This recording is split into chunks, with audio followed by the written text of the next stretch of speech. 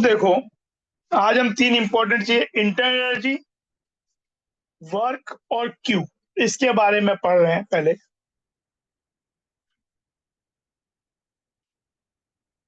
Internal energy, last class में भी हम थोड़ा सा बोले थे इसके बारे में कि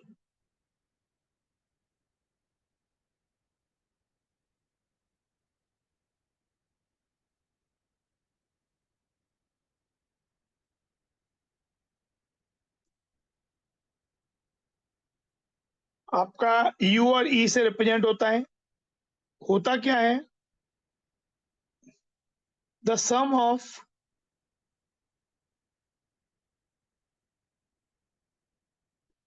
ऑल माइक्रोस्कोपिक फॉर्म्स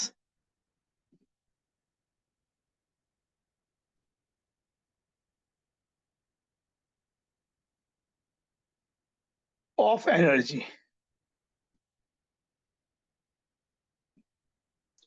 जैसे कि आपके पास कोई एक सिस्टम है, सिस्टम जो कि ऑब्जर्वेशन में, सिस्टम का मतलब था जो चीज ऑब्जर्वेशन में। यहाँ पे ज्यादातर केसेस में सिस्टम में एक आइडियल गैस होगी। तो अब जैसे एक आइडियल गैस है सिस्टम, तो उसमें जो गैस के पार्टिकल्स हैं उनकी ट्रांसलेशनल काइनेटिक एनर्जी, उनकी अगर उनमें रोटेशन है, रोटेशनल एनर्जी, अगर मॉलिक्यूल्स वाइब्रेट कर रहे हैं, मान लो जैसे एक डायटोमिक मॉलिक्यूल है, तो वो जैसे स्प्रिंग में दो ब्लॉक जुड़े हुए हैं और वो बिल्कुल रिजिड नहीं है और वाइब्रेट कर रहा है उसके अबाउट, तो वाइब्रेशन एनर्जी हो सकता है। जितने तरीके के सब फॉर्म्स हो सकते हैं। फिर अगर बॉन्ड बना हुआ है तो आपस में इंटरेक्शन एनर्जी,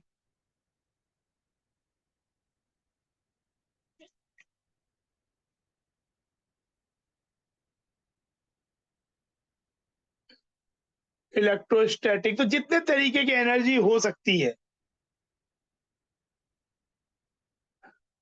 इसीलिए you exactly energy absolute calculate करना बहुत डिफिकल्ट होता है। तो नॉर्मली हम ज्यादातर वर्क करेंगे चेंज इन इंटर एनर्जी में रेदर देन एब्सोल्यूट। तो अच्छा, ये है एक state function, it is a state function. मतलब स्टेट्स पे डिपेंड करेगा, पाथ इंडिपेंडेंट होगा। पाथ इंडिपेंडेंट मतलब आप अगर ए पॉइंट से बी पॉइंट पे कैसे भी अचीव करो,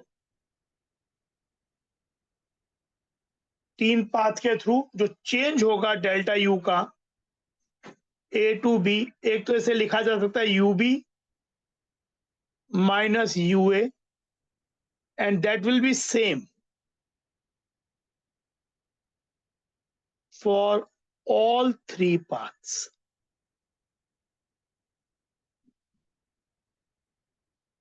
तीनों पाथ के लिए सेम होगा। इसीलिए डेल्टा यू साइक्लिक, ये चीज जहां से स्टार्ट हुई वहीं पे वापस स्टेट आ गई, इस कितना होता है? What will be delta U cyclic? Zero. Zero. Her state function की ये प्रॉपर्टी है कि उसका डेल्टा साइक्लिक में जीरो होगा। अब अच्छा, ऐसा नहीं कि इंटर एनर्जी केवल गैसियस स्टेट की डिफाइंड है।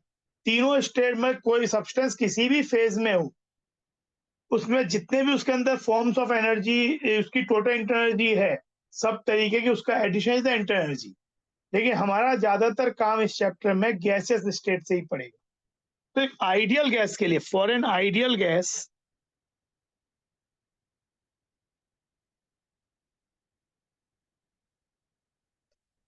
आइडियल गैस जिसके लिए PV equal to nRT applicable होता है, मॉलिक्यूल्स में आपस में नो इंटरेक्शन,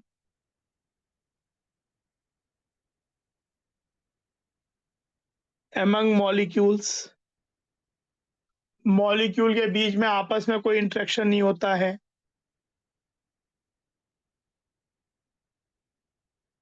और साइज ऑफ पार्टिकल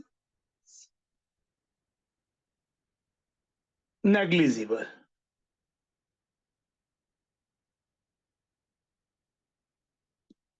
तो internal energy of N ideal gas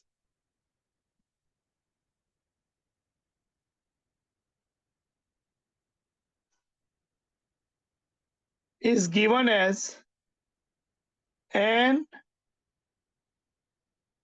f by 2 r t। Important formula है। n is the moles of the gas,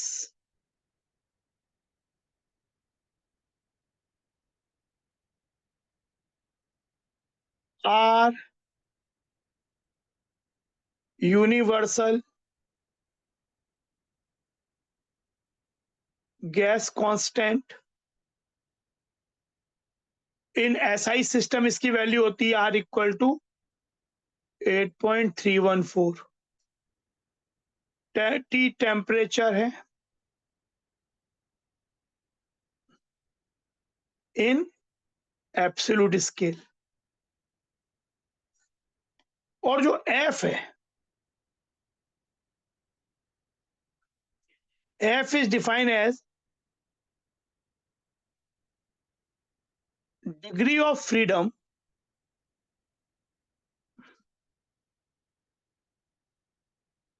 for the gas, degree of freedom for the gas. अब इसका क्या मतलब?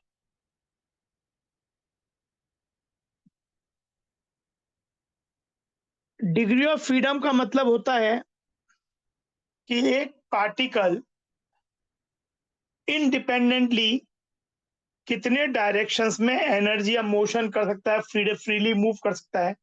जैसे आपके पास मान लो एक गैस, जैसे एक गैस पार्टिकल है,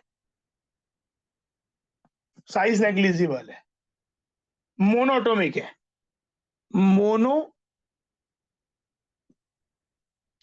एटॉमिक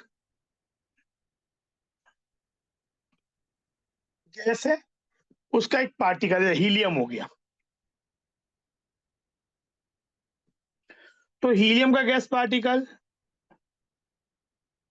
एक्स डायरेक्शन में मूव कर सकता है, वाई डायरेक्शन में मूव कर सकता है, जेड में मूव कर सकता है। अच्छा, क्योंकि इसकी साइज नेग्लिजिबल है और एक सिंगल एटम पार्टिकल है, तो जैसे इसका एक रोटेशन, अब बातें की है इसमें, तो ये अगर एक्स में मूव कर रहा है तो it is having 1 degree of freedom along x, another degree of freedom along y, another degree of freedom along z। जैसे वहीं पे अगर मान लो आपके पास एक इंसेक्ट है जो कि क्रॉल कर सकता है, उड़ नहीं सकता। क्रॉल कर सकता है लेकिन उड़ नहीं सकता, तो उसका डिग्री ऑफ फ्रीडम कितना होगा? और छोटा सा इंसेक्ट है तो उसका डिग्री ऑफ फ्रीडम कितना होगा? Can move in X direction, can move in Y direction, but can't move in Z direction, क्योंकि उड़ नहीं सकता। केवल जो फ्लोर है उस पे एक्स में और वाई में जा सकता है, पर ऐसे नहीं जा सकता। तो इसका डिग्री ऑफ फ्रीडम कितना हो गया? X और Y। तो 2। इसका डिग्री ऑफ फ्रीडम कितना हो गया?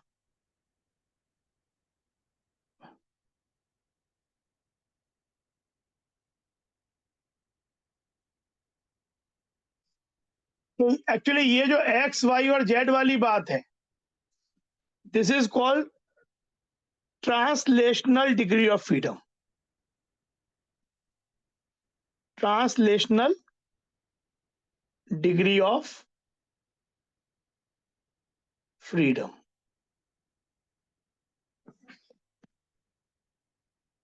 अब मान लो जैसे अब ये अगर एक बहुत छोटा सा मोनोएटॉमिक मॉलिक्यूल है, ये अगर रोटेट भी कर रहा है तो अभी ये जैसे मान लो ये एक्सिस के अबाउट रोटेट भी कर रहा है इस अपने एक्सिस के अबाउट, लेकिन एकदम आगे आप पढ़ोगे जब रोटेशन में कि एक चीज होती है मोमेंट ऑफ इनर्शिया।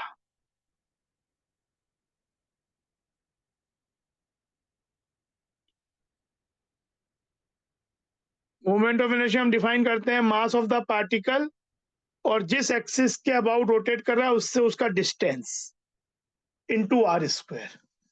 तो एक पार्टिकल का moment of inertia about axis ऐसा होता है, और एक बार आई निकल जाए तो काइनेटिक एनर्जी रोटेशनल जो होती है वो जैसे हाफ एमवी में होता है, वैसे रोटेशनल काइनेटिक एनर्जी होती है half I omega square, half I omega square. तो अगर एक सिंगल पार्टिकल है तो उसकी साइज इतनी कम होती है कि जो आप ये मास तो है इसका, पर एक्सिस से जो उसकी डिस्टेंस होगी, डिस्टेंस नेग्लिजिबल है क्योंकि इतना छोटा है, तो इसका मोमेंट ऑफ इनर्शिया एक्सिस के अबाउट जीरो हो जाएगा। तो आई जीरो हो जाएगा तो रोटेशनल काइनेटिक एनर्जी भी नहीं रहेगी। तो एक सिंगल एटॉमिक पार्टिकल जो है, सिंगल मोनोएटॉमिक पार्टिकल, उसकी रोटेशनल डिग्री ऑफ फ्रीडम नहीं होती है क्योंकि उसका एक्सिस के अबाउट जिसका वो रोटेट कर रहा है अपने एक्सिस के अबाउट, उसका मोमेंट ऑफ इनर्शिया नेग्लिजिबल होता है। तो अगर आपके पास एक मोनोएटॉमिक गैस मॉलिक्यूल है जैसे हीलियम, नियोन, उसका डिग्री ऑफ फ्रीडम कितना होगा? मोनोएटॉमिक गैस के लिए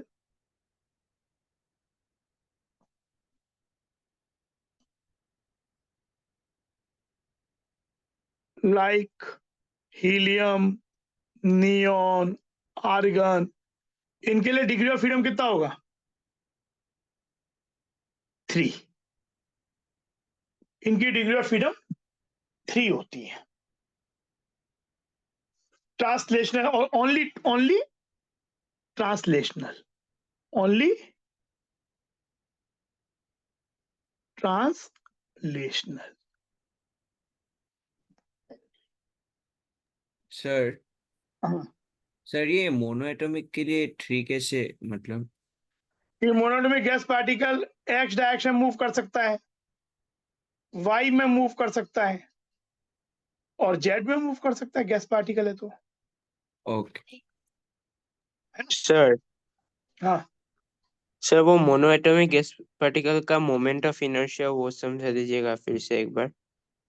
एक्चुअली मालूम है इसको अभी इतना क्योंकि अभी तुम रोटेशन जब पढ़ोगे तब आएगा। अभी एक बार अगर हमारे लिए ये भी काम का है चीज कि एक्चुअली मोमेंट ऑफ इनर्शिया जैसे कोई अगर पार्टिकल किसी एक्सिस के अबाउट रोटेट, मतलब किसी एक्सिस का तो उसका मोमेंट ऑफ इनर्शिया निकालना है, तो उस पार्टिकल का उस एक्सिस से जो डिस्टेंस होता है परपेंडिकुलर, तो m इंटू आर स्क्वायर इस पार्टिकल का इस एक्सिस के अबाउट मोमेंट ऑफ इनर्शिया होता है।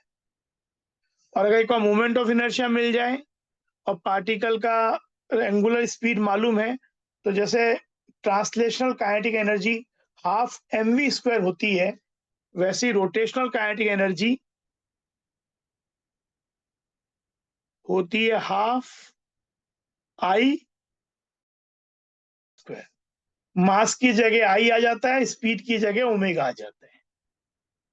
तो लेकिन क्या होता है अगर एक सिंगल पार्टिकल है छोटा सा, तो उसका इसकी एक्सिस यहाँ से पास हो रही है, तो क्योंकि वो पार्टिकल बहुत छोटा होता है तो जो डिस्टेंस आर होगी इस एक्सिस से पार्टिकल की वो नेग्लिजिबल होगी, तो इसका आई नेग्लिजिबल हो जाएगा। समझे? पार्टिकल बहुत छोटा है, तो जब आई जीरो हो गया ऑलमोस्ट, तो अगर इसमें ये एंगुलर स्पीड है भी तब भी इसकी रोटेशनल काइनेटिक एनर्जी जीरो हो जाएगी।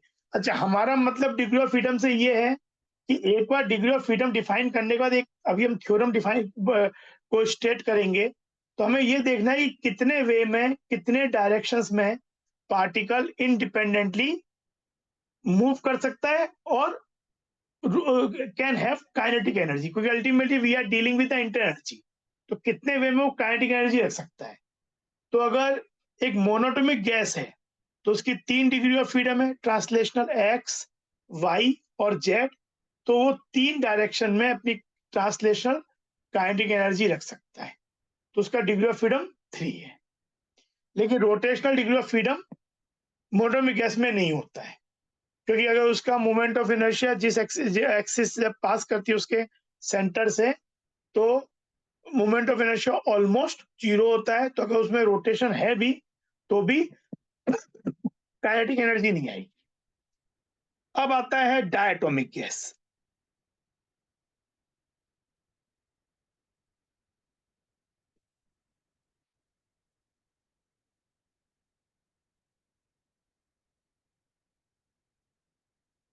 डायटोमिक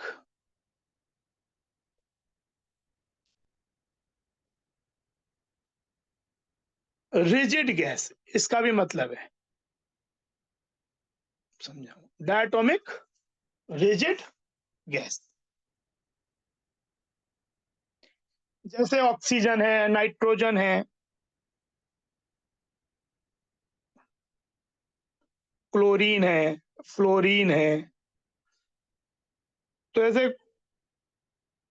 ऑक्सीजन ये मान लो कोई ये डायटोमिक गैस। तो डायटोमिक गैस का मॉलिक्यूल है, can move in X direction, can move in Y direction, can move in Z direction. और ये तो हो गया इसका 3, एक तो इसका 3 translational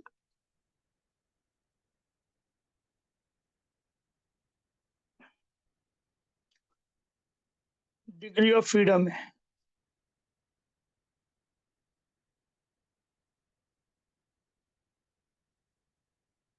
three translational degree of freedom है इसकी।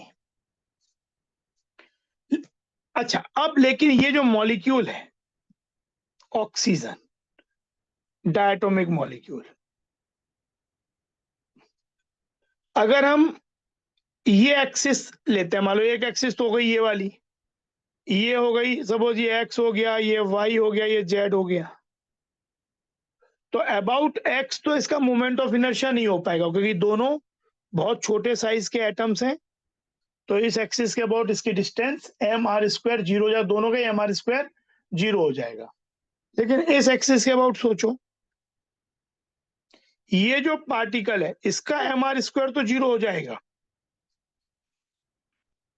लेकिन ये वाला जो पार्टिकल है दूसरा, उसकी तो कुछ डिस्टेंस है डी,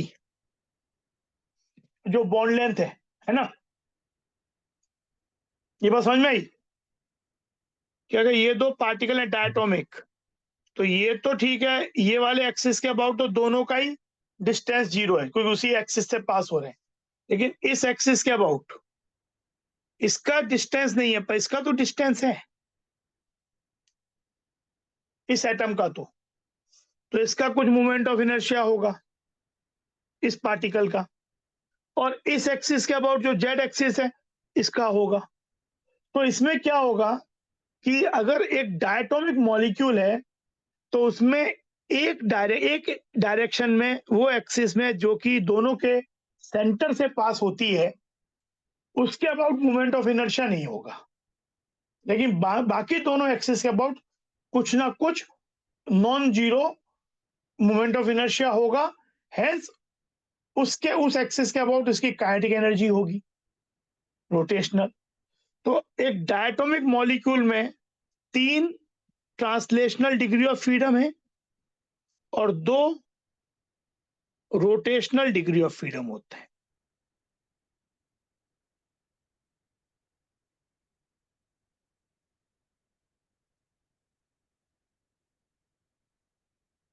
तीन translational, 2 rotational.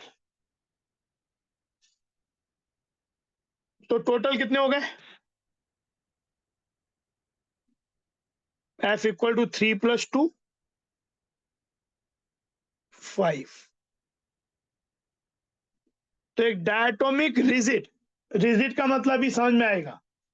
Diatomic rigid molecule के, रिजिड मतलब ये है कि ये दोनों एटम जो हैं बॉन्ड काफी स्ट्रॉन्ग है और रिजिड है। ऐसा सोचो कि ये दो एटम जो हैं मॉलिक्यूल के, वो एक रॉड से कनेक्टेड है, तो इनके आपस में कोई वाइब्रेशन नहीं है। इनके बीच में ऐसा नहीं कि ये पार्टिकल थोड़ी सी देर में यहाँ आ रहा है फिर दूर जा रहा है, तो ये मतलब डिस्टेंस फिक्स है और यहाँ कोई वाइब्रेशंस नहीं हो रहे। रिजिड बोलने का मतलब है नो वाइब्रेशनल, नो वाइब्रेशंस।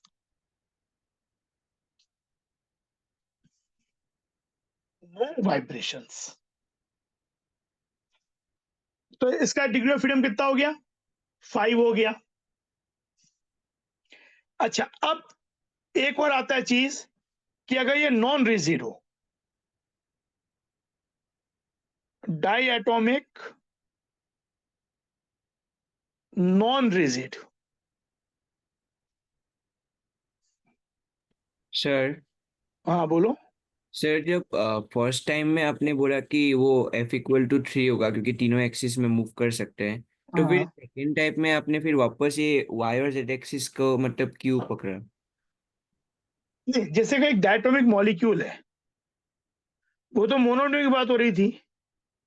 तो जैसे ये मान लो एक्स एक्सिस है, ये वाई एक्सिस है, जेड एक्सिस है। अभी मैं बात कर रहा हूँ केवल ट्रांसलेशन की, कि भाई ये जो मॉलिक्यूल है, सपोज ये मॉलिक्यूल है, तो ये एक्स एक्सिस में मूव कर सकता है ना v स्पीड से, हाँ वाई एक्सिस में मूव कर सकता है कुछ स्पीड से, हाँ जेड एक्सिस में मूव कर सकता है कुछ से। ये तो ट्रांसलेशनल है। फिर मैंने रोटेशनल की बात की कि ट्रांसलेशनल 3 है, रोटेशनल 2 है, क्योंकि उस एक्सिस के about rotational degree of freedom नहीं है जो एक्सिस दोनों के सेंटर से पास हो रही है, अच्छा क्योंकि उस एक्सिस के अबाउट मोमेंट ऑफ इनर्शिया 0 होगा ऑलमोस्ट, और रोटेशनल काइनेटिक एनर्जी नहीं होगी उस एक्सिस के अबाउट। तो डिग्री ऑफ फ्रीडम रोटेशनल 2 है, ट्रांसलेशनल 3 है। समझे? सर हाँ हम्म। सर रोटेशनल डिग्री सर वो दो अलग एक्सिस के अबाउट है ना, एक्स के अबाउट हाँ, नहीं है। एक्स के अबाउट नहीं है, वाई के अबाउट है। वाई के अबाउट इस मास का नहीं होगा। ये बात सपोज मान लो वाई, जो वाई एक्सिस है वो इस वाले एटम से पास होती है, लेकिन इससे तो कुछ डिस्टेंस है ना, यस सर। है ना। हाँ और ये वाला जेड यहाँ से पास होता है, पर इससे तो कोई डिस्टेंस है ना, तो हाँ। सेम ही। तो इनके अबाउट इसका मोमेंट ऑफ इनर्शिया होगा, और इनके अबाउट रोटेशनल काइनेटिक एनर्जी हो सकती है। ओके तो सर। ये हुआ। अच्छा, अब डायटोमिक नॉन रिजिड क्या है? मान लो कि ये जो मॉलिक्यूल है, ये नॉन रिजिड वाला केस मोनोटोमिक नहीं, क्योंकि एक सिंगल एटम वाइब्रेशन, मतलब वो उसमें आपका vibrational degree of freedom single atom में नहीं होता कभी, मोनोटोमिक में। डायटोमिक ओर से ही आता है। जैसे अब ये मॉलिक्यूल है, मान लो ये आपने टेम्परेचर बढ़ाते गए तो ये बॉन्ड वीक होता गया, बॉन्ड सपोज वीक हो गया, तो बॉन्ड वीक हो गया तो टूटा नहीं, लेकिन बॉन्ड वीक हो गया। तो बॉन्ड वीक होने से क्या होगा?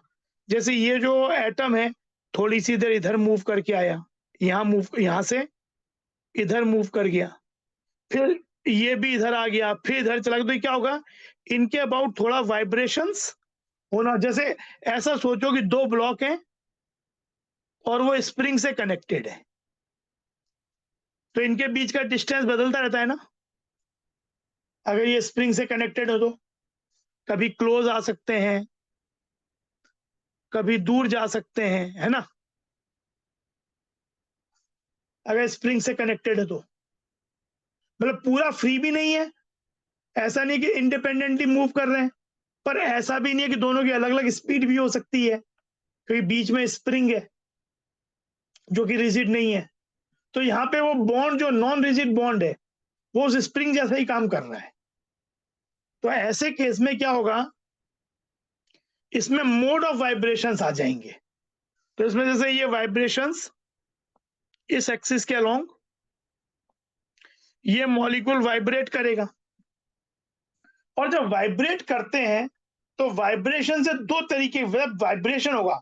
अगर वन मोड ऑफ वाइब्रेशन है, जैसे पॉलीएटॉमिक मॉलिक्यूल में ऐसा भी हो सकता है, जैसे मान लो कोई मॉलिक्यूल आपका ट्राई एटॉमिक है, ए बी सी, तो ऐसा हो सकता है कि ये बॉन्ड वीक हो गया तो इसके अबाउट तो वाइब्रेशन शुरू हो गया, पर ये अभी भी जुड़ा टाइट है, तो यहाँ वाइब्रेशन नहीं है पर यहाँ वाइब्रेशन है। तो एक पॉलीएटॉमिक मॉलिक्यूल में, ट्राइएटॉमिक, टेट्राएटॉमिक में मोड ऑफ वाइब्रेशंस भी एक से ज्यादा हो सकते हैं। डायटॉमिक में एक ही मोड ऑफ वाइब्रेशन होता है। तो अगर इसका मोड ऑफ इसका वाइब्रेशन शुरू हो गया जो कि हाई टेम्परेचर पे होता है, तो हर वाइब्रेशन के संग, हर मोड ऑफ वाइब्रेशन के संग 2 डिग्री ऑफ फ्रीडम एसोसिएटेड होती है। हर with every mode of vibration,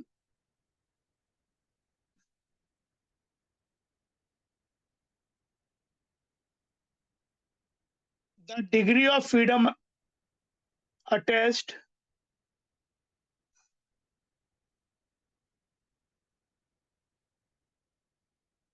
is equal to 2। एक उन मॉलिक्यूल का, एक तो क्या कि ये जो अपना वाइब्रेट करके जो मूव कर रहे हैं वीओ, तो एक तो उसके कारण एनर्जी आएगी, kinetic energy, half reduce mass हो, इसका एक म्यू वी स्क्वायर। अभी उस डिटेलिंग में मत जाओ, पर जब वाइब्रेशन होगा तो इसमें 2 तरीके हैं। एक तो एक पोटेंशियल एनर्जी, क्योंकि स्प्रिंग अगर कंप्रेस होगी, एक्सपांड होगी, तो इस सिस्टम में एक पोटेंशियल एनर्जी आ जाएगा, हाफ के एक्स स्प्रिंग, मतलब ये बॉन्ड के बॉन्ड का वैल्यू कम होना, बॉन्ड कंप्रेस होना, बॉन्ड एक्सपांड होना, उससे इसमें एक तो पोटेंशियल एनर्जी टर्म इन्वॉल्व हो जाएगा कुछ, और एक काइनेटिक एनर्जी टर्म इन्वॉल्व रहेगा इस पूरे सिस्टम से। तो with every mode of vibration the degree of freedom involved is 2। तो अगर एक डायटोमिक मॉलिक्यूल नॉन रिजिड है, नॉन रिजिड होने का मतलब है कि उसमें वाइब्रेशंस है, तो अगर एक डायटोमिक मॉलिक्यूल नॉन रिजिड है तो उसके कितने डिग्री ऑफ फ्रीडम होंगे बताओ? डिग्री ऑफ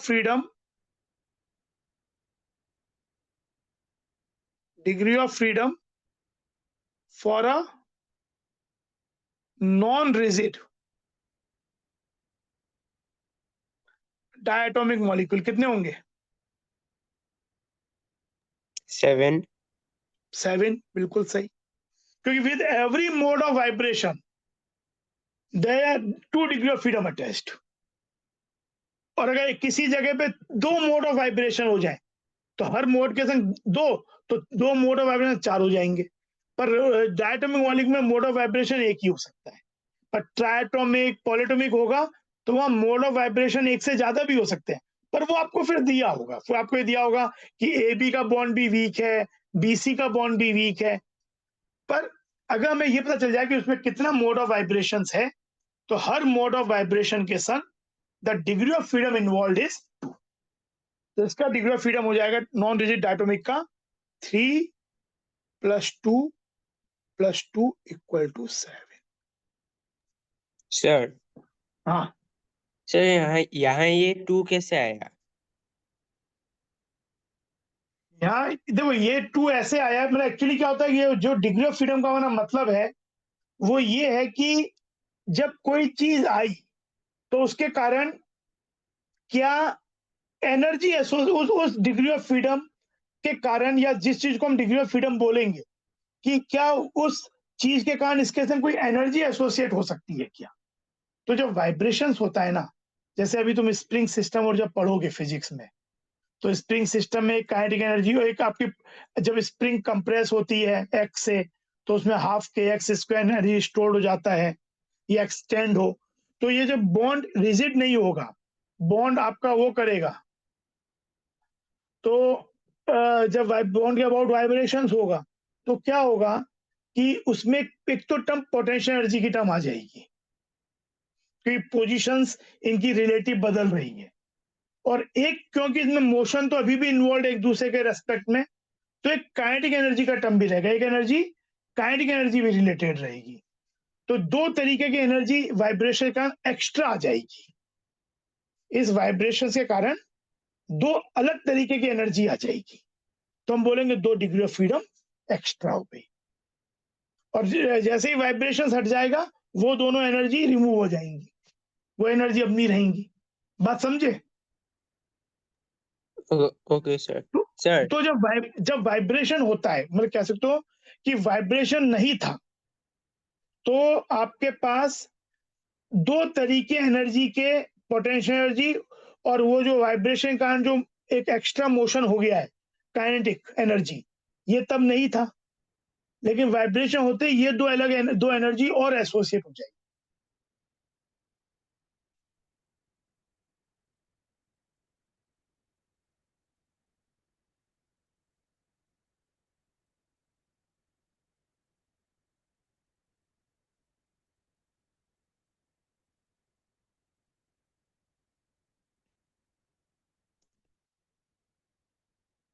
मेरे समझ में आई?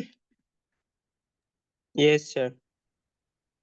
सर हम्म, सर अगर वो ट्राइएटॉमिक मॉलिक्यूल हुआ सर, हाँ सो बोलो।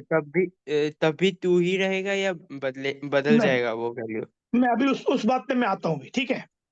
Okay sir. डायटोमिक में जब भी वाइब्रेशन होगा तो एक ही मोड हो सकता है, और with each mode degree of freedom कितना एसोसिएट होगा?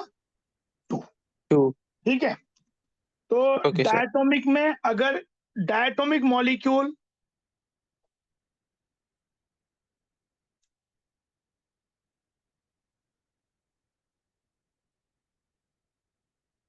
रिजिड है तो इसकी डिग्री ऑफ फ्रीडम है 3+2, 3 ट्रांसलेशनल, 2 रोटेशनल, है ना। और नॉन रिजिड है तो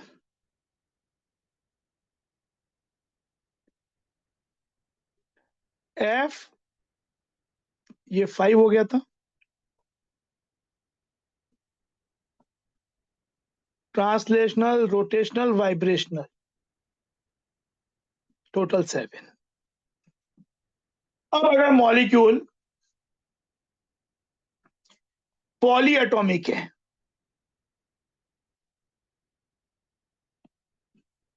एटॉमिसिटी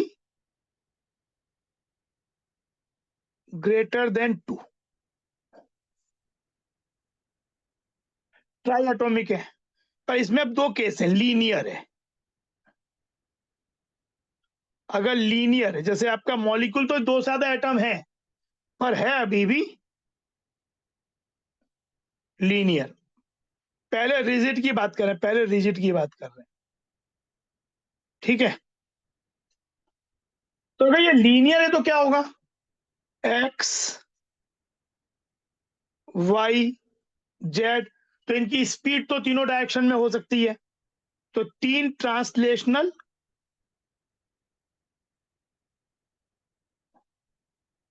डिग्री ऑफ फ्रीडम होगा। रोटेशनल कितना होगा इसका? इसका रोटेशनल कितना होगा? सोचो, बताओ जैसा। 4 क्यों? सर, 2 है नहीं देखो, जिसका ये एक्स एक्सिस है ना, तो इसका मोमेंट ऑफ इनर्शिया क्या होगा एक्स एक्सिस के अबाउट? 0। 0, क्योंकि लीनियर है अभी भी, है ना। इसका मोमेंट ऑफ इनर्शिया इसका नहीं होगा, पर इन दोनों का होगा, एडअप हो यस जाएगा, सर। ये डिस्टेंस, तो वाई एक्सिस के अबाउट मोमेंट ऑफ इनर्शिया होगा, जेड यस एक्सिस सर। के अबाउट मोमेंट ऑफ इनर्शिया होगा, लेकिन एक्स के अबाउट नहीं है। यानी वो एक्सिस जो कि इनके सेंटर से पास हो रही है उसके अबाउट नहीं है, क्योंकि लीनियर है तो क्या ओके। होगा, जो 2 से पास करेगा वो तीसरे से भी पास करेगा, तो यहाँ पे फिर से 2 ही हो जाएंगे। ओके। बात समझ में है? Yes sir. तो अभी भी 5 ही रहेगा। जैसे CO2 है, CO2 is triatomic but linear, है ना, हमने पढ़ा है। CO2 की शेप तो हमने पढ़ी है ना, लीनियर होती है, yes sir. C double bond. तो इसका है तो ये ट्राइएटॉमिक, पर अगर ये रिजिड है, मतलब जनरली जब कुछ नहीं दिया हुआ है तो हम मॉलिक्यूल को रिजिड ही मान के चलेंगे परमाणु को, क्योंकि बॉन्ड स्ट्रांग ही है। लेकिन जब वो बोलेंगे हाई टेम्परेचर है या नॉन रिजिड है, तो हम वाइब्रेशंस की बात करेंगे। पर अभी पहले क्या हो गया, लिए तो इसका डिग्री ऑफ फ्रीडम 5 ही होगा। लेकिन अगर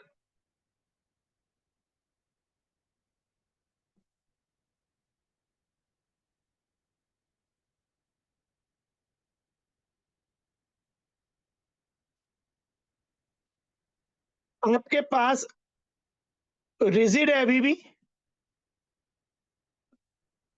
लेकिन नॉन लीनियर है,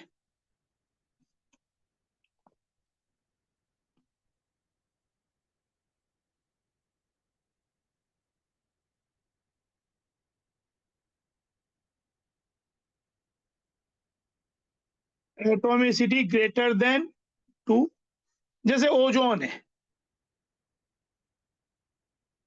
ठीक है, ओजोन है जैसे, तो एंगुलर होता है, नॉन लीनियर होता है। तो अब यहाँ पे मान लो मैं एक्स एक्सिस इसको मान भी लूं, ये वाई मान लूं, और ये वाला जेड मान लूं, इसके ऊपर आने वाला, तो क्या होगा, इन दोनों का मोमेंट ऑफ इनर्शिया नहीं होगा एक्स के अबाउट पर, इसका तो होगा। क्या बोलते हो? तो ऐसा तो कोई एक्सिस ही नहीं मिलेगा जो तीनों के सेंटर से पास हो रहा हो। समझ में आई बात, ये वाली समझ में आई? हाँ सर। तो इसका मोमेंट ऑफ इनर्शिया ये क्या होगा, इसका मोमेंट ऑफ इनर्शिया तीनों एक्सिस के अबाउट होगा, एक्स के अबाउट भी, वाई के अबाउट भी, जेड के अबाउट भी, कुछ भी हो पर कुछ ना कुछ होगा। तो तीनों एक्सिस के about it can have energy, rotational kinetic energy. और ट्रांसलेशन तो हो ही सकता है, एक्स डायरेक्शन में कुछ स्पीड से आ रहा है, वाई में जा रहा है, जेड में आ रहा है, तो इसका F equal to 3 translational and F equal to 3 rotational. Rigid है इसलिए अभी वाइब्रेशंस नहीं है, तो कितना हो गया, F इक्वल टू 6, इसका डिग्री ऑफ फ्रीडम हो गया 6 रिजिड वाले का। बात समझ में आई? Rigid, non linear, polyatomic, atomicity greater than 2, 3 या उससे ज्यादा। अच्छा, अब नॉन रिजिड की बात सोचे।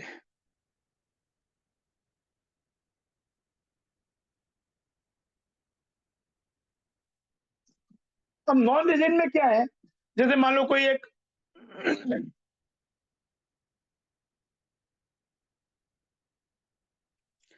तीन ऐसा कुछ है, अगर लीनियर है तो 5 होगा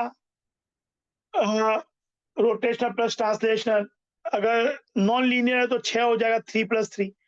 अब मान लो हो जाए कि अभी ऐसा है कि जिस टेम्परेचर पे हम है, बी और सी के बीच में वाइब्रेशन है, पर ए और बी अभी भी रिजिड है। ऐसा भी तो हो सकता है ना, कि ये वीक हो गया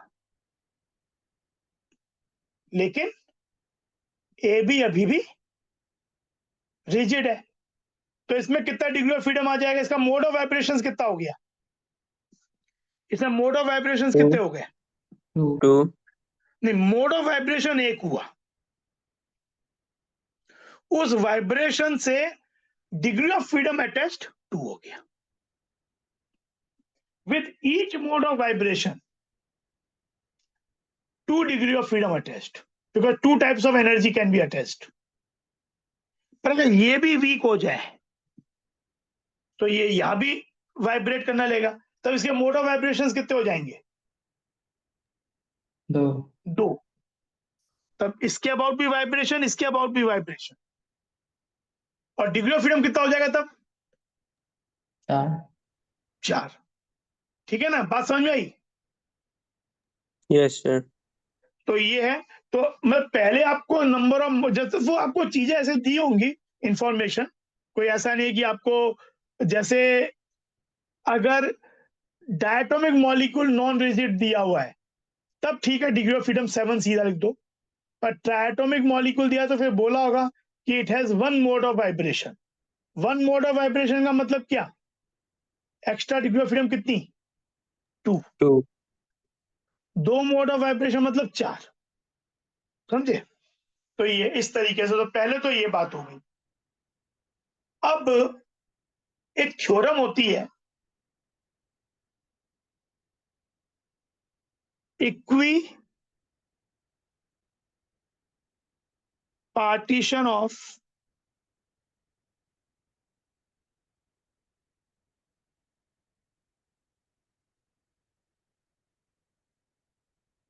एनर्जी थ्योरम।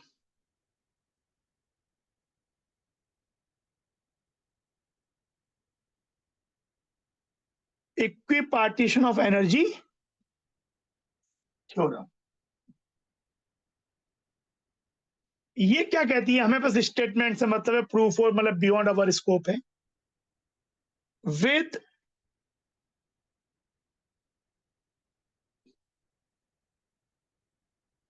एव, या ऐसे लिखो, the average energy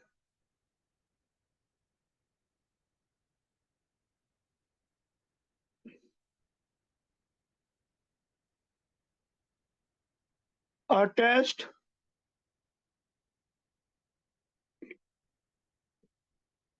to a molecule with respect to every degree of freedom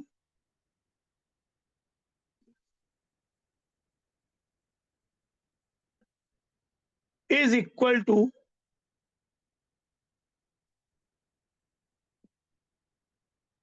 half of kT, is equal to half of kT, where K is known as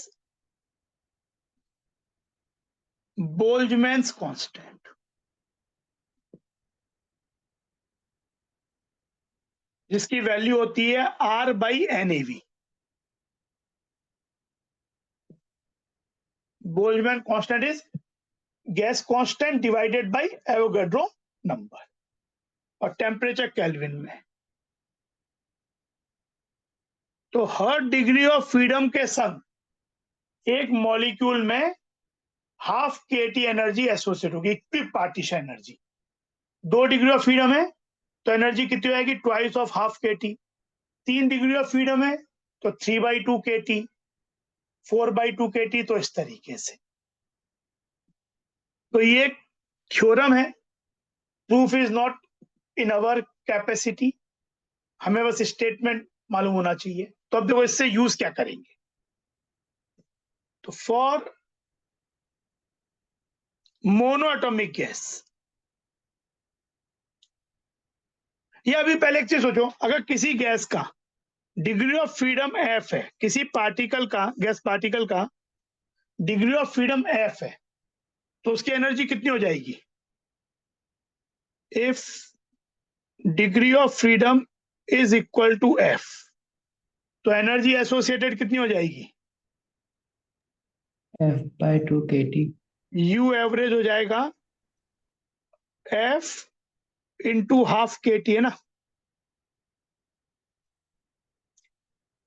F/2 kT।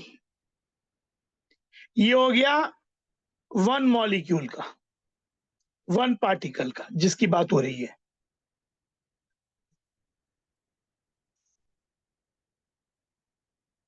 N moles का कितना हो जाएगा?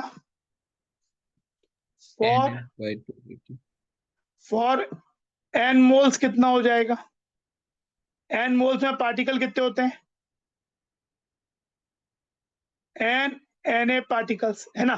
1 मोल में Na particles, तो N मोल में कितने particles आएंगे? NNA तो टोटल एनर्जी क्या होगी, U equal to N Na F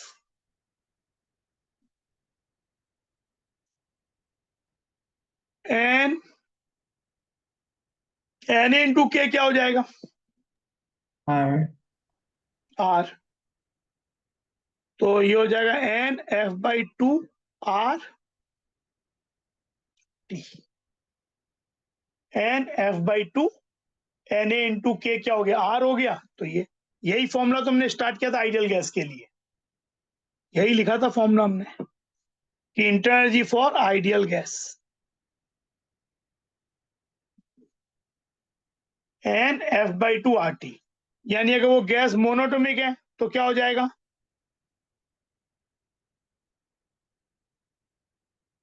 monoatomic के लिए क्या हो जाएगा, यू एन 3/2 आर टी, क्योंकि एफ कितना होता है 3, और ओनली ट्रांसलेशनल, रोटेशन होता ही नहीं है। तो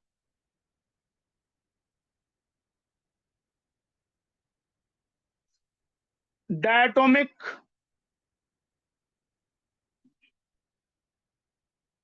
रिजिड कितना, डायटोमिक रिजिड कितना हो जाएगा, 5/2 nRT एन 5/2 आर टी। सही बात है, F equal to 5, 3 translational, 2 rotational. Non rigid का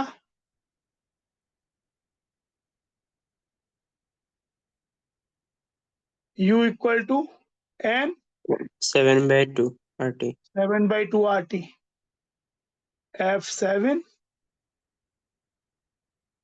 3 ट्रांसलेशनल, 2 रोटेशनल, और 2 आ रहे हैं due to vibration.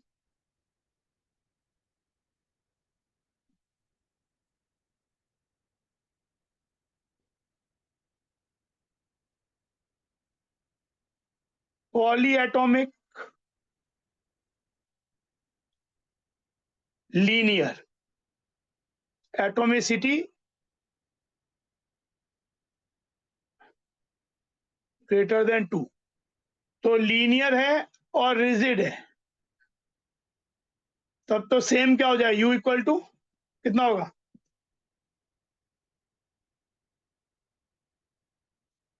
5/2 5/2 R T, क्योंकि वही जैसे आया आपका डायटोमिक का होता है।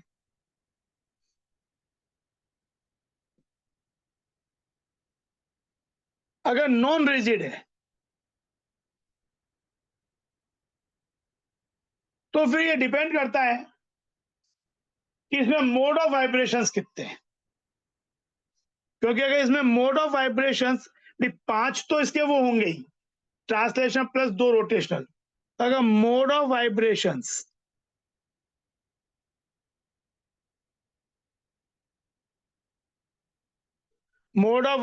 सपोज V है, मान लेते हैं,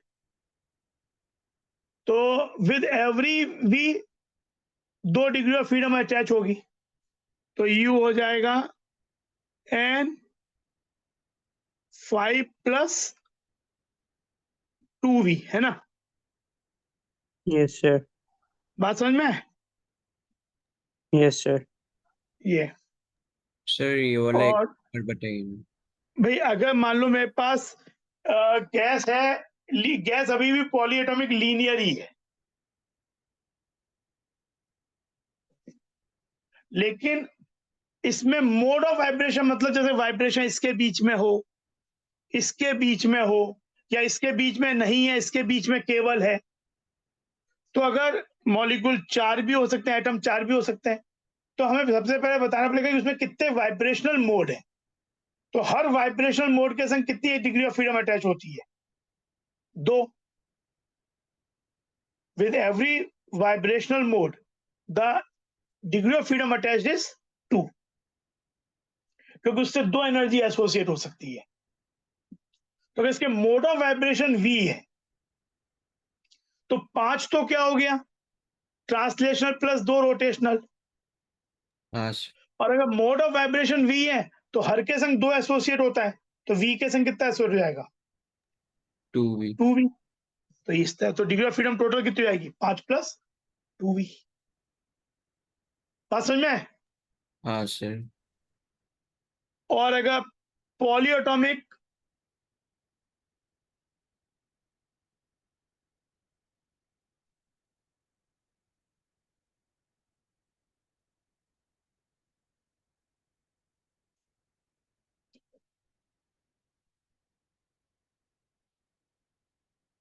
एटॉमिसिटी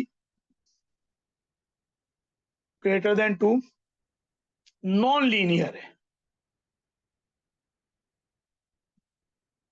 और रिजिड है, तब क्या हो जाएगा,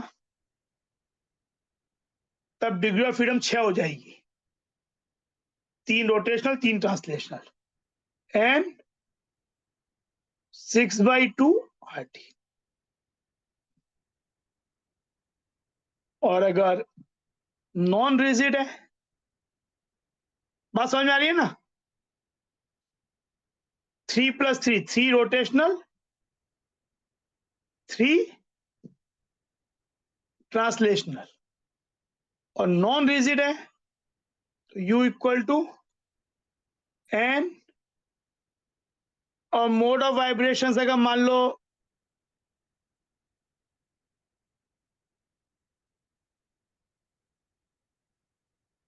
V है तो n 6 + 2v/2। बात समझ में आई? हाँ सर। तो ये चीज है, तो ये आगे आपका केमिस्ट्री में भी थोड़ा यूज होगा और फिजिक्स में तो काफी यूज होगा। फिर मतलब ये जो मैं पढ़ाया तुमको, ये वाला मोड ऑफ वाइब्रेशन, ये फिजिक्स में तुम्हारे टेक्स्ट बुक में दिया भी आगे थर्मोडायनेमिक्स में, एनसीईआरटी बुक में। पर ये चीज हो गई डिग्री ऑफ फ्रीडम और उससे रिलेटेड यू का एक्सप्रेशन। तो ये, और अच्छा ये फॉर्मूला जो है U(n)F/2RT, ये केवल ओनली आइडियल गैसेस के लिए ही है। मतलब लिक्विड सॉलिड तो छोड़ ही दो, इवन रियल गैस जो होता है नॉन आइडियल गैस, उसके लिए भी एप्लीकेबल नहीं है, ओनली फॉर आइडियल गैस। और ज्यादातर हमें आइडियल गैस के संग डील करना होगा, और आइडियल गैस के संग डील कर रहे हैं तो हम ये यू लगा सकते हैं। मतलब आइडियल गैस की हम किसी स्टेट में अगर उसका टेम्परेचर मालूम है, आर तो कांस्टेंट ही है, मोल मालूम है, और डिग्री ऑफ फ्रीडम मालूम है गैस का उस टेम्परेचर पे, तो हम यू उसका निकाल सकते हैं, आइडियल गैस का एब्सोल्यूट यू निकाल सकते हैं। और डेल्टा यू क्या हो जाएगा भाई, एन कांस्टेंट एक पर्टिकुलर गैस के लिए, एफ भी कांस्टेंट, कंसीडरिंग की जो चेंज इन टेम्परेचर है वो इतना हाई नहीं है कि पहले एक वाइब्रेशन मोड था नहीं और इतना टेम्परेचर बढ़ा दिया कि वाइब्रेशन मोड एक्टिव हो गया। ये बात ज्यादा समझे मेरी, कि नॉर्मली अगर स्मॉल चेंज इन टेम्परेचर होंगे तो एक पर्टिकुलर गैस का डिग्री ऑफ फ्रीडम फिक्स रहेगा, लेकिन टेम्परेचर बहुत बढ़ा दोगे, अगर कुछ नहीं बोला जाएगा तो हम वो चीज अपने हिसाब से नहीं मानेंगे। लेकिन अगर थ्योरेटिकली सोचो, ऐसे मतलब क्वालिटेटिवली सोचो, भाई आपका वाइब्रेशन मोड एक्टिव होने का मतलब क्या है, बॉन्ड वीक हो जाना और बॉन्ड के अबाउट एटम्स का वाइब्रेशन शुरू हो जाना। तो जब आप टेम्परेचर बढ़ाते हो तो किसी एक पॉइंट पे ऐसा आ सकता है ना कि कोई बॉन्ड वीक हो जाए और वाइब्रेशन से स्टार्ट हो जाए, तो आपका डिग्री ऑफ फ्रीडम भी बढ़ जाएगा, एफ की वैल्यू बदल जाएगी। तो हम जब ये फॉर्मूला लगा रहे हैं चेंज डेल्टा यू का, तो हम ये मान के चल रहे हैं कि चेंज इन टेम्परेचर इस तरीके का है कि it is not changing the degree of freedom. मतलब उस टेम्परेचर चेंज में जैसा सिचुएशन T1 पे था वैसा ही सिचुएशन डिग्री ऑफ फ्रीडम्स का T2 पे भी रहा। बात समझ आई? हाँ सर। कोई नया मोड एक्टिव नहीं हो गया, कोई नया मोड एक्टिव नहीं हो गया। सर ये फॉर्मूला, हाँ बोलो। सर आइडियल गैस और रियल गैस में डिफरेंस क्या है? आइडियल गैस और रियल गैस में ये डिफरेंस है कि आइडियल गैस के दो मेन एजम्पशन है। पहली बात तो इक्वेशन वाइज जो PV equal to NRT equation है, it is applicable for ideal gas. और रियल गैस के लिए हमें उसी इक्वेशन में कुछ मॉडिफिकेशन करने पड़ते हैं, जिसको हम वॉन डर वाल इक्वेशन बोलते हैं। पहले हमारे सिलेबस में जब स्टेट्स ऑफ मैटर चैप्टर था 12th 11th में और जेई मेन में, तो हम चैप्टर ही पढ़ते थे। अभी भी हम पढ़ेंगे उसे, लेकिन जेई एडवांस्ड के लिए। जेई मेन में भी नहीं चाहिए अभी, और स्कूल में भी नहीं चाहिए। पर होता क्या है कि रियल गैस आइडियल गैस का मेन बात क्या है कि अगर दो गैस, जैसे आइडियल गैस के मेन दो एजम्पशन है कि गैस पार्टिकल्स के बीच में कोई अट्रैक्शन नहीं, कोई रिपल्शन नहीं। This is first criteria, no attraction no repulsion. मतलब एक पार्टिकल दूसरे पार्टिकल की एब्सेंस से उसे कुछ अट्रैक्शन रिपल्शन नहीं मिल रही। और दूसरी बात कि जो गैस पार्टिकल्स हैं उनकी साइज इतनी छोटी है। जनरली हम गैस का वॉल्यूम बोलते हैं, उससे गैस के वॉल्यूम से मतलब क्या हमारा, what do we mean by volume of gas? Volume of gas से हमारा मतलब होता है कि वो वॉल्यूम जिसमें गैस पार्टिकल फ्रीली मूव कर सके, वो वॉल्यूम जिसमें गैस पार्टिकल्स फ्रीली मूव कर सके। जैसे कंटेनर का वॉल्यूम 2 लीटर है, तो हम ये मान के चलते हैं कि इस कंटेनर में जो गैस पार्टिकल्स हैं उनकी खुद की साइज इतनी छोटी है कि वो खुद कुछ वॉल्यूम ऑक्युपाई ही नहीं कर रहे हैं। तो पूरा का पूरा 2 लीटर वॉल्यूम उनके फ्री मूवमेंट के लिए अवेलेबल है। लेकिन जब हम ये दोनों एजम्पशंस ना ले पाए इतने अच्छे से, मान लो कि आप जैसे जैसे प्रेशर बढ़ाते जाओगे, मान लो कि आपने ये पिस्टन था, इसको कंप्रेस कर दिया। पहले 2 लीटर था, गैस पार्टिकल्स को सबको कलेक्ट करके भी बहुत छोटे पार्टिकल्स हैं। मान लो गैस पार्टिकल का अगर साइज का वॉल्यूम देखा जाए तो let's say that is 20 ml। तो 2 लीटर जब कंटेनर का वॉल्यूम है और 20 ml इनके खुद के साइज के कारण वॉल्यूम है, तो 20 ml can be easily neglected compare to 2 litre 2000 ml। पर आपने अब क्या किया, इस पिस्टन से कंप्रेस कर दिया गैस को, और गैस को कंप्रेस करके 100 ml पे ले आए। यानी कंटेनर का वॉल्यूम क्या हो गया, 100 ml। पर गैस पार्टिकल तो उतने ही फिक्स हैं, अभी भी उतने ही हैं, पास में आ गए, तो उनका खुद का वॉल्यूम जो होगा साइज का, वो तो अभी भी 20 ml ही रहेगा। तो क्या 20 ml को आप नेग्लेक्ट कर सकते हो 100 ml गैस में? अब तो ये इतना छोटा नहीं है। नहीं सर। तो अब ये गैस जो है, अगर इस वाले गैस में आप पीवी को एनआरटी के फॉर्मूले लगाओगे, तो जो आपके एक्चुअल ऑब्जर्वेशन है एक्सपेरिमेंटल और पी को एनआरटी से जो रिजल्ट आएगा वो मैच नहीं करेंगे, क्योंकि अब ये गैस आइडियल नहीं रही। अच्छा, पार्टिकल जब पास में आ जाएंगे तो उसमें आपस में इंटरेक्शन भी शुरू हो जाएगा, अट्रैक्शन रिपल्शन। तो ये वाला एजम्पशन भी वैलिड नहीं रहेगा, पहला वाला भी।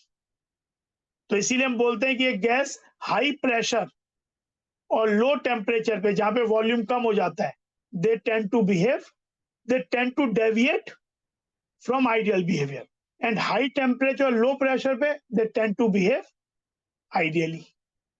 तो टेम्परेचर हाई है और प्रेशर लो है, तो क्या होगा, पार्टिकल दूर दूर होंगे। तो ये एजम्पशन लेना आसान है कि पार्टिकल में कोई आपस में इंटरेक्शन नहीं है। ये एजम्पशन लेना भी आसान है कि पार्टिकल का खुद का जो वॉल्यूम है, खुद के कारण जो वॉल्यूम ऑक्युपाई कर रहा है, वो नेग्लिजिबल है कंपेयर टू कंटेनर वॉल्यूम। पर जैसे जैसे जब ये एजम्पशन लेना डिफिकल्ट हो जाएगा या ये लॉजिकल नहीं रहेगा, वहां पे गैस आइडियल से डिविएट होके रियल गैस की तरह बिहेव करेगी। बात समझ में आई? हाँ sir. And no longer PV equal to nRT will give right results. ठीक है? हाँ सर। अच्छा, तो ये आपका हो गया इंटरनल एनर्जी के बारे में डेल्टा यू का, अच्छा डी यू क्या लिख सकते हैं, small change, D U equal to N F by two R D T, ये भी चलेगा। D U equal to small change in U equal to N F by two R small change in temperature. तो ये आपका you के बारे में, वो भी आइडियल गैस के यू के बारे में, और उसके डी यू के बारे में, डेल्टा यू के बारे में बात हो गई। डिग्री ऑफ फ्रीडम के बारे में बात हो गई। आई होप कि डिग्री ऑफ फ्रीडम वाला कॉन्सेप्ट क्लियर होगा अब। ठीक है, समझ में आए बात, पूरा चीज जो है, ठीक है। अब क्यू के बारे में थोड़ा सा पढ़ते हैं, हीट एक्सचेंज। हीट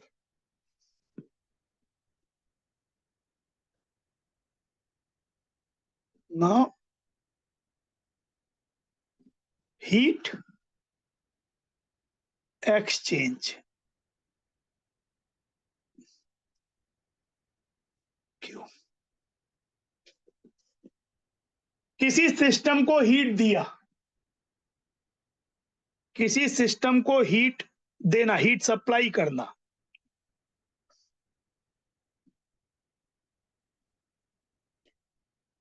के लिए क्यू का साइन होता है पॉजिटिव।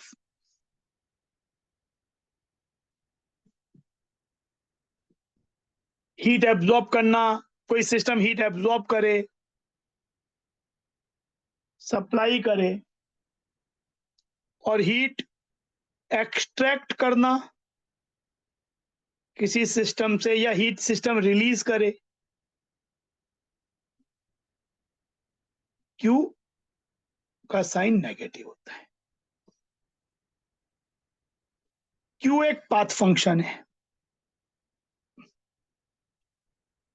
पाथ फंक्शन होने का मतलब प्रोसेस पे डिपेंड करेगा, वैल्यू पाथ पे डिपेंड करेगी।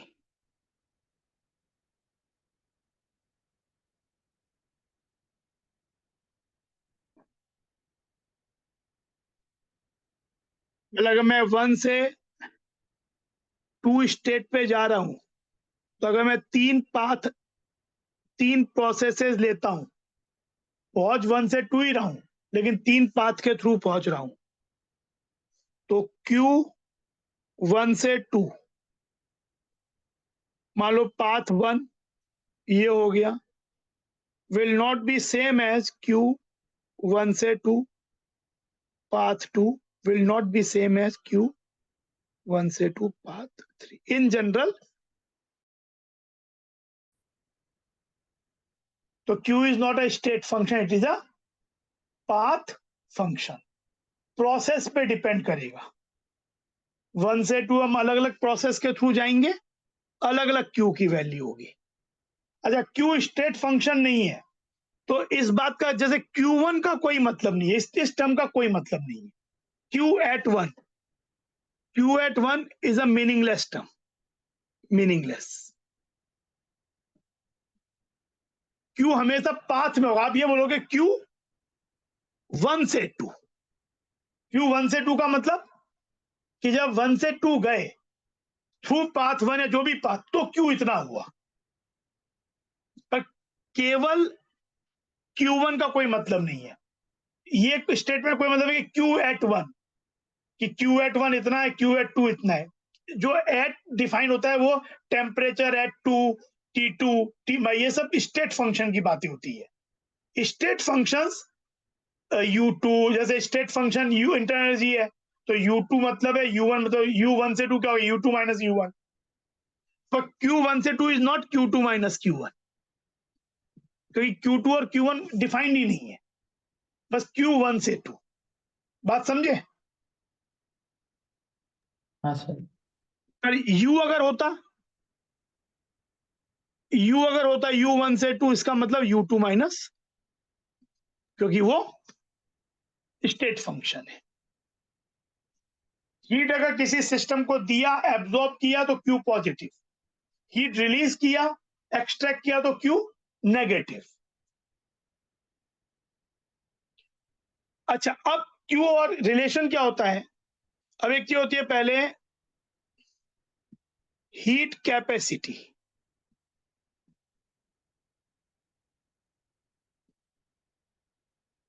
नॉर्मली जो क्यू होता है वो proportional to change in temperature होता है। Heat exchange is proportional to change in temperature.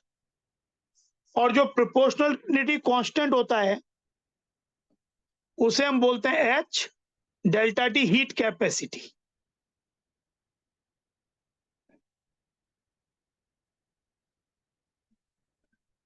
Heat capacity.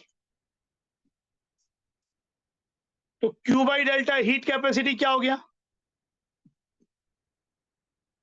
Q by delta T, मतलब heat exchange per unit temperature.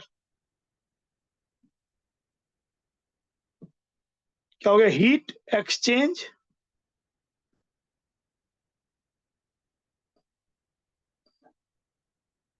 Per unit change in temperature.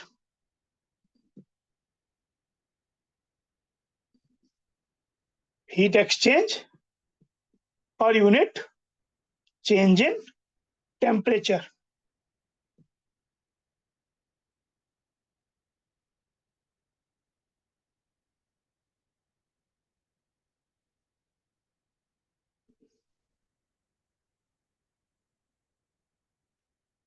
फिर एक term होता है स्पेसिफिक हीट।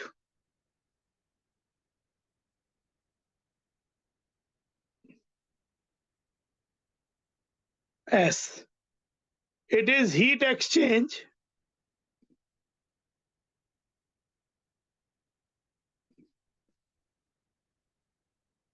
पर unit temperature per unit mass.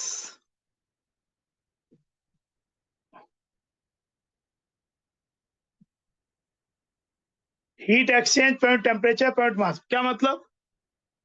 S equal to Q by M delta T. S equal to Q by M delta T, इसको बोलते हैं specific heat.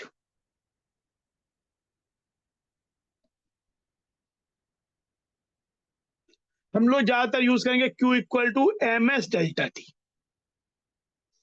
हम इसको इस फॉर्मेट में याद रखेंगे, Q equal to M S delta T. M mass हो गया, एस स्पेसिफिक हीट हो गई सब्सटेंस की, ये चेंज इन टेम्परेचर हो गया।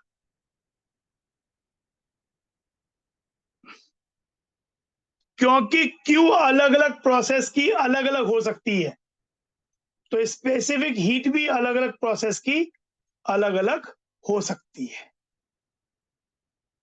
बात सुने, समझे मेरी? क्यू क्या है? क्यू प्रोसेस डिपेंडेंट है, पाथ डिपेंडेंट है।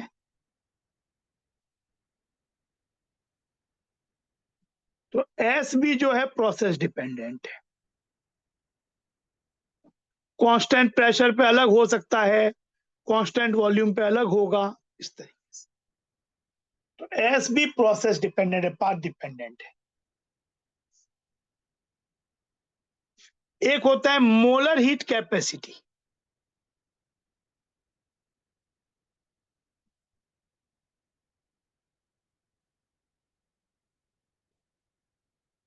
It is defined as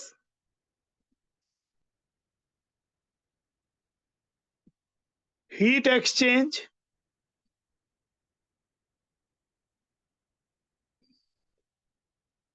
per unit change in temperature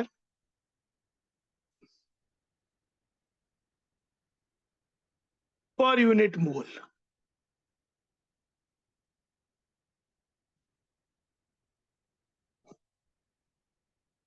Q by N delta T. Hence, Q equal to N molar heat capacity into delta T. ये वाला formula हम बहुत use करेंगे physics में भी Q के लिए। अगेन क्योंकि ये पाथ डिपेंडेंट है,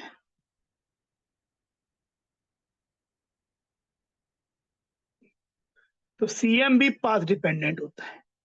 पाथ या प्रोसेस जो भी बोलो, अलग अलग पाथ्स के लिए अलग अलग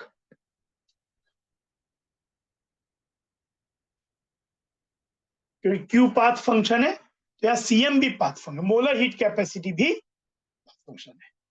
और जो हीट कैपेसिटी क्या है, हीट कैपेसिटी या तो आप लिख दो M into S, mass into specific heat.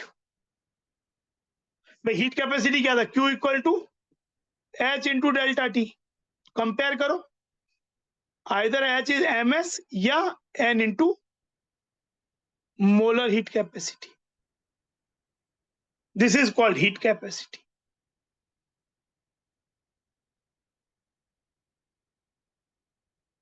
Heat capacity is either M into S या N into CM। M is the mass of the substance, N is the moles of the substance। तो ये चीज बात समझ में आ रही है? Definition है, यानी हम एक्चुअली हम ये रिजल्ट, ये जो रिजल्ट है ये वाला और ये वाला मेनली ये बहुत जो यूज करेंगे। अच्छा, स्मॉल चेंज के लिए कभी बार क्या होता है कि जो हीट कैपेसिटीज है they may be the function of temperature, variable भी हो सकती है। तो हमें डिफरेंशियल इक्वेशन इस तरीके की होती है, D Q equal to N molar heat capacity जो भी फंक्शन है टेम्परेचर का डी टी। ये तो कभी फेल होगा ही नहीं। जब CM कांस्टेंट होगा, इंटीग्रेट करोगे तो क्या होगा, Q equal to N CM delta T. अगर ये CM खुद फंक्शन ऑफ टेम्परेचर है तो इंटीग्रेट करते समय आप CM को बाहर नहीं ले पाओगे, तब संग संग इंटीग्रेट करना पड़ेगा। भाई कोई बोले कि मोलर हीट कैपेसिटी का एक्सप्रेशन है 2T plus 20, mass of the substance है ये ऐसा यूनिट्स में, मास ऑफ सब्सटेंस 1 kg है। तो कोई पूछे find the heat exchange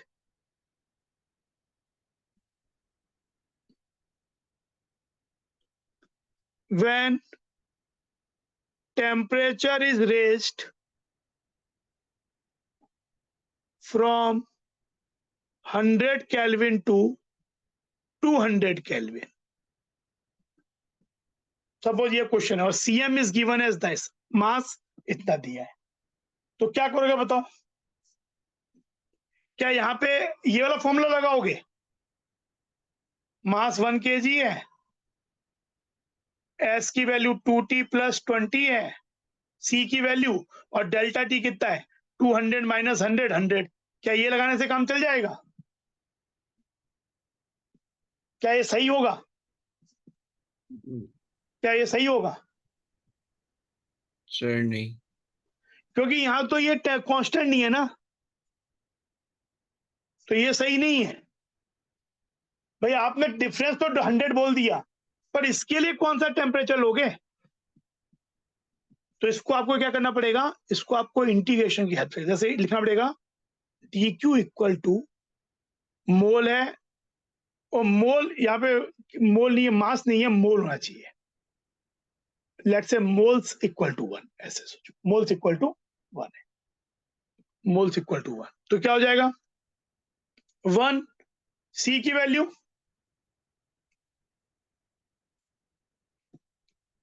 dt, तो आपको ये यूज करना पड़ेगा NCDT। अब जब इंटीग्रेट करोगे 100 से 200 तो क्या आएगा, ये तो Q हो जाएगा जो मुझे चाहिए। ये वैल्यू क्या 2TDT क्या हो जाएगा, what is this integration, what is 2TDT, 2TDT क्या होता है, T x dx क्या होता है, sir x x square by 2. X square by 2 है ना, X N plus 1 by N plus 1 X N D X. भूल नहीं आता, ये होता है ना फॉर्मूला। हाँ सर। तो ये हो जाएगा 2t स्क्वायर बाई 2 और लिमिट पुट करोगे 100 से 200 प्लस 20 तो कांस्टेंट है, dt का integration T what is the integration, केवल x dx का क्या इंटीग्रेशन होता है, टी। x x है ना, तो ये t हो जाएगा, लिमिट 100 से 200, तो ये वैल्यू क्या हो जाएगी,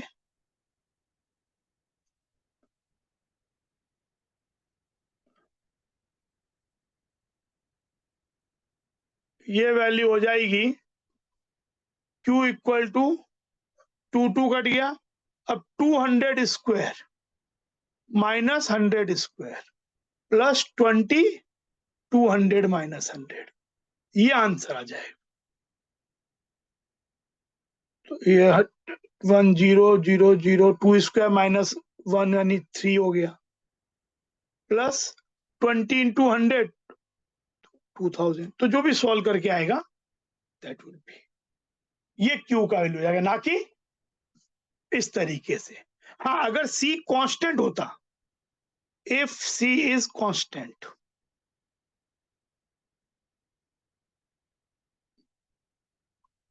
तब आप ये यूज कर सकते हो, Q equal to N C सीधा डेल्टा टी। एक्चुअली आया ये यहीं से है, D Q equal to formula यही होता है, ये हर सीजन के लिए एप्लीकेबल है, it is for all season. अगर सी कांस्टेंट है तो क्या होगा, एन तो बाहर आएगा ही, सी भी बाहर आ जाएगा, और डी टी का इंटीग्रेशन T1 से T2 तो हो गया एन सी डेल्टा टी। लेकिन अगर सी कांस्टेंट नहीं है, टेम्परेचर के संग वेरी कर रहा है, तो आप इंटीग्रेट करते समय इसको बाहर नहीं ले सकते, जैसे हमने यहाँ पे संग में ही इंटीग्रेट किया था। बात समझ में आई? सर हाँ सर अगर उसका वैल्यू मतलब अगर कांस्टेंट होगा तो एक स्पेसिफिक वैल्यू दिया जाएगा। हाँ, कांस्टेंट मतलब क्या होगा, 5 देंगे 6 देंगे, बदल नहीं रहा है, हाँ पर ऐसा दे दिया, इसका मतलब क्या है, टेम्परेचर के संग वेरिएबल है। वेरिएबल है, तो आपको ये यूज करना ही होगा, ये हमेशा एप्लीकेबल है। कांस्टेंट होगा तो it will change to NC delta T, पर कांस्टेंट नहीं होगा तो यू मस्ट यूज दिस, तब इंटीग्रेशन संग में लेके करना पड़ेगा। बात समझे? सर हाँ, सर Q मतलब तो हीट एक्सचेंज होता है, तो सर DQ मतलब क्या होता है? Small heat exchange. डी मतलब हम लोगों ने पढ़ा है ना, डीएक्स क्या होता है, बहुत छोटा चेंज। तो हम सर क्या करते हैं, हम ये क्यों यूज कर रहे हैं कि मान लो सी टेम्परेचर के संग बदल रहा है, चलो ये बात समझा रहा हूं तुम्हें, जरा तुम लोग, भाई सी दिया हुआ है, लेट से सी दिया हुआ है 20t प्लस 100, कुछ भी मान लो, ऐसा ऐसा कुछ है। तो ये क्या बोल रहा है कि टेम्परेचर बदल रहा है, टेम्परेचर चेंज हो रहा है, तो सी भी चेंज हो रहा है। तो अगर मैं सीधा ये फॉर्मूला लगा दूंगा, N 20t plus 100 into delta T, मान लो टेम्परेचर चेंज हो रहा है 200 केल्विन से 300 केल्विन, तो बोला भाई ये लगा दो, ठीक है भाई, यहाँ तो 100 आ गया डिफरेंस, लेकिन यहाँ मैं क्या लूंगा, ये तो बदलता जा रहा था, तो यहाँ मैं क्या टी की वैल्यू लूं, कौन सी वैल्यू लूं? तो एक्चुअली ऐसे केस में हम क्या करेंगे, हम ये मानेंगे कि किसी समय सब्सटेंस का टेम्परेचर T है, T से टेम्परेचर T प्लस dt हुआ, स्मॉल चेंज हुआ। जब टेम्परेचर T से T प्लस dt हुआ, उसमें C कैसे बदला, C क्या था, T पे C क्या था 20t प्लस 100, और T प्लस dt पे क्या वैल्यू होगी,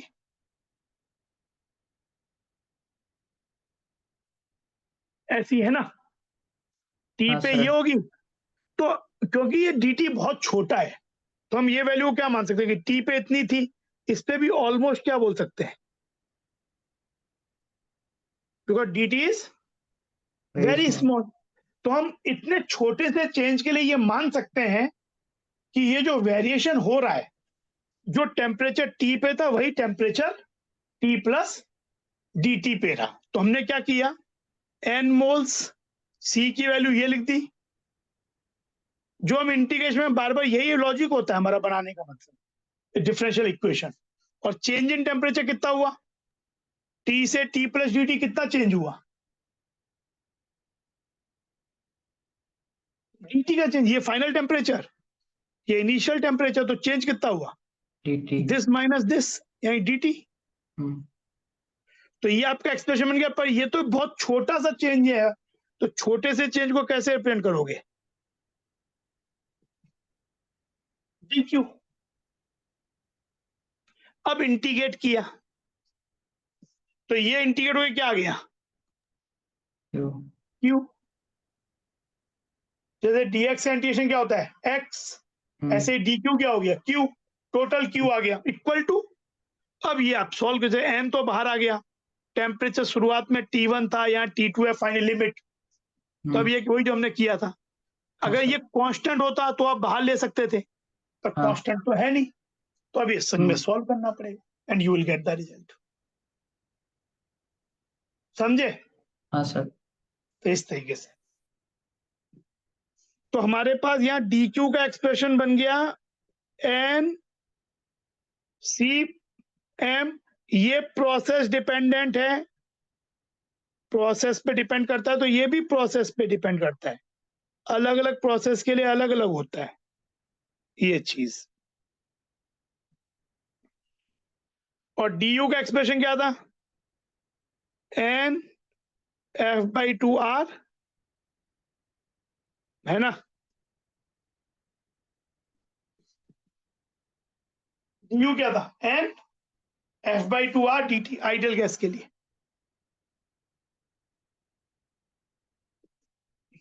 और डी क्यू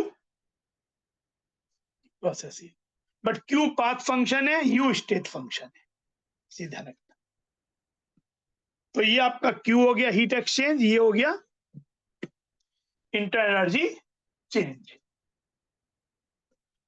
सर वो अच्छा ms बताओ, हाँ वो अगर इस और ये भी लिख सकते डी क्यू इक्वल टू, अगर आप एन की जगह मास लिखते हो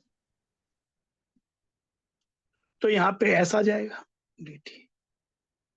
बेसिकली क्या है, अगर एन को क्या लिख सकते हो, N can be written as mass by molar mass mass by molar mass, CM D T. तो जो सीएम बाई मोलर मास है ना, this is nothing but S. अगर आपको एस दिया हुआ किसी चीज का, तो उसके मोलर मास से मल्टीप्लाई कर दो, मोलर स्पेसिफिक आ जाएगा। और मोलर स्पेसिफिक दिया हुआ हो तो उसके मोलर मास से डिवाइड कर दो, तो स्पेसिफिक हीट आ जाएगा। समझे? हाँ सर। तो ये चीज, तो ये दोनों हम गैसेस को जब डील करेंगे तो ज्यादातर ये वाला यूज करेंगे जब, लेकिन आप कैलोरीमेट्री पढ़ते हो, कैलोरीमीटर के बारे में फिजिक्स में, तब आप ये वाला ज्यादा यूज करते हो, कैलोरीमीटर का मास, उसके मटेरियल की स्पेसिफिक हीट, ये सब चीज।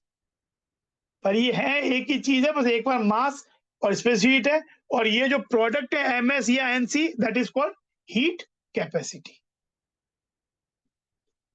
अच्छा मुझे एक बात बता सकते हो, एक आइसोथर्मल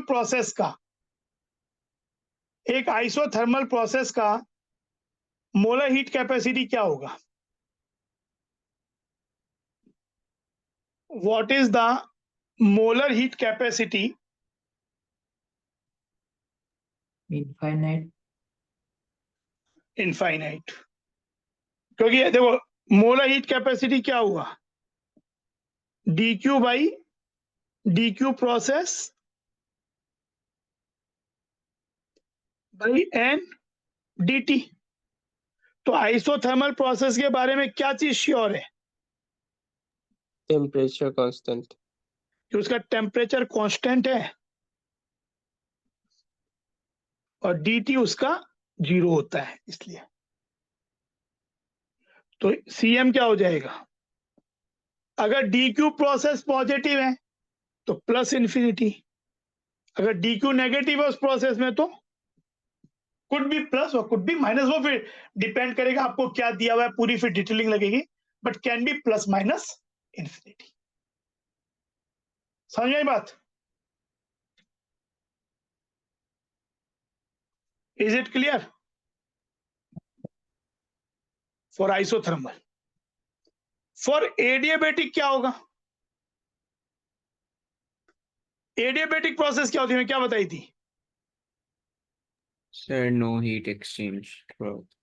क्यू कांस्टेंट मतलब डी क्यू 0 0, तो क्या हो जाएगा सी प्रोसेस? 0। 0। सी एडियाबेटिक 0, ये चीज हो गया। ऐसे ही आइसोबारिक, आइसोकोरिक, ये सब आगे हम निकालेंगे, पर आइसोबारिक, आइसोकोरिक ये सब भी निकाली जा सकती है। तो जैसे जैसे प्रोसेस बदलेंगी उनकी मोलर हीट कैपेसिटी अलग अलग हो सकती है। तो ये हुआ वर्क, तो आज हम लोग नहीं कर पाएंगे, ये दो डिफाइन हुआ, आज इन दोनों को देखना, अब फिर एक वर्क करेंगे उसके बाद, और फिर तीनों चीजों, ये तीनों का जो रिलेशन है वर्क, डेल्टा क्यू और delta U, they are related by an energy conservation thing that becomes the first law. तो पहले वर्क डिफाइन करने के बाद तो इन तीनों का एक रिलेशन होता है जो कि फर्स्ट लॉ डिस्क्राइब करता है। ठीक है, आज यहीं पे छोड़ते हैं, ठीक है।